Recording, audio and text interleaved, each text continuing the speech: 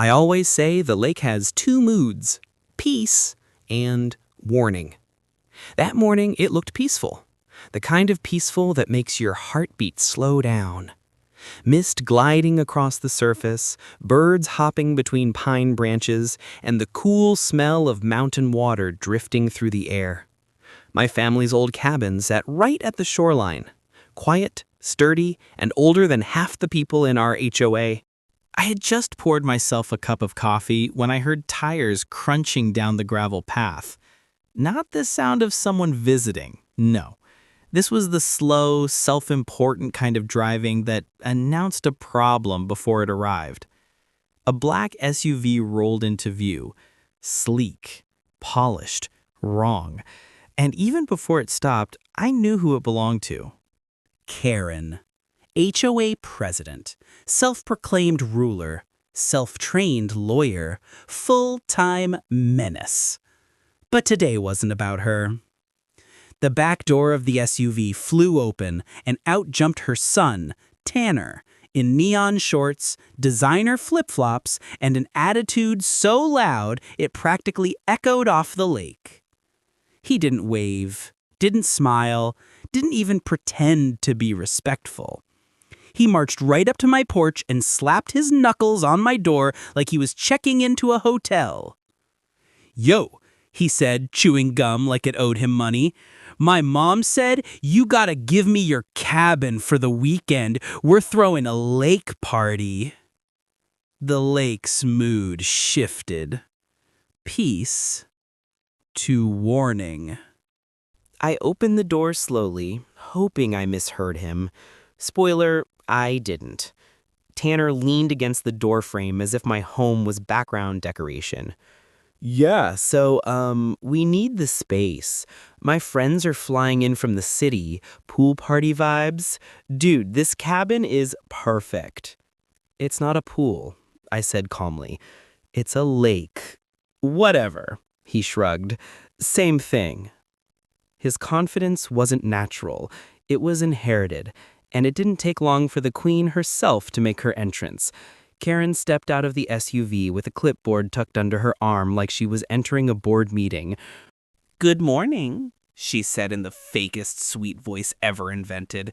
"We assumed you wouldn't mind letting Tanner use your cabin for the weekend.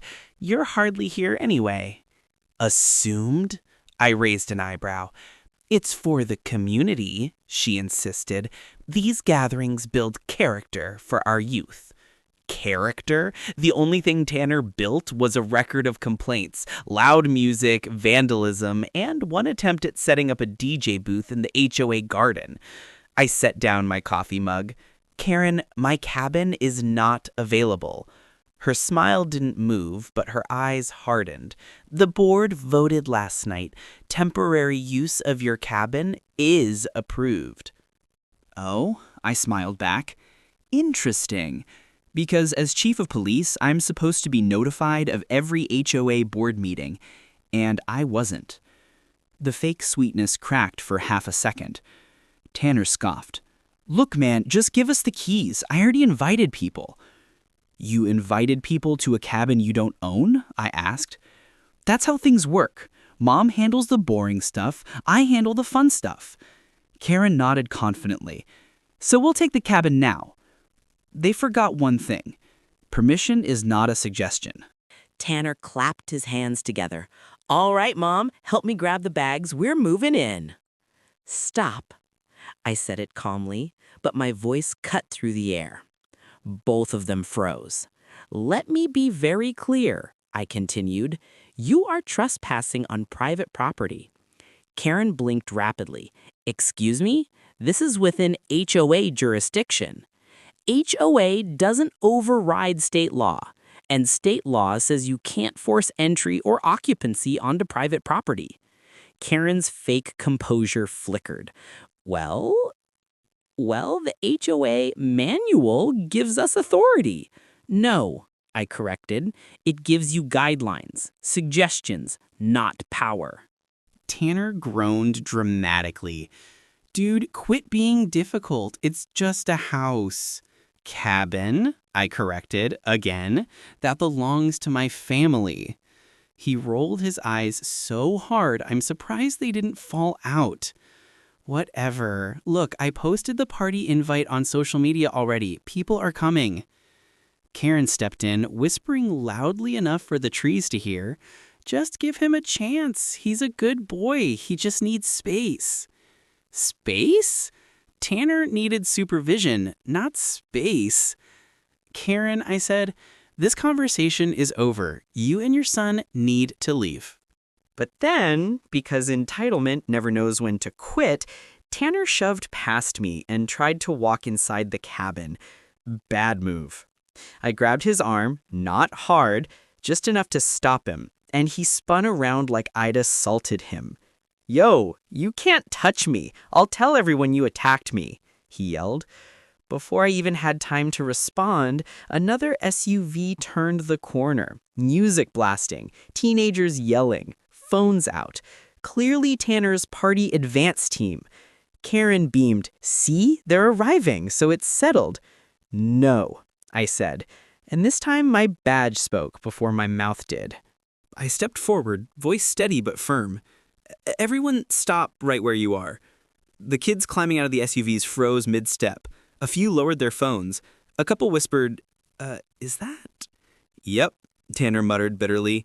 He's a cop. Chief of police, I corrected. That was the moment everything changed. 2 kids actually got back into the car. One girl muttered, nope, nope, nope, and climbed right through a window to escape. Karen tried to regain control. Don't intimidate them, they're just excited. They're about to break multiple laws: trespassing, illegal gathering on private property, transporting alcohol. Shall I continue? Several backpacks very quickly zipped closed. Tanner crossed his arms and puffed up like a pufferfish. "You can arrest all of us." "I don't have to," I replied. "I only have to shut down the event, which I am doing right now." Karen stomped her foot like a cartoon villain. "You are abusing your power." "No," I said. "I'm enforcing the law. And since you're the HOA president," I pulled a printed notice from the folder I kept inside the cabin for situations exactly like this.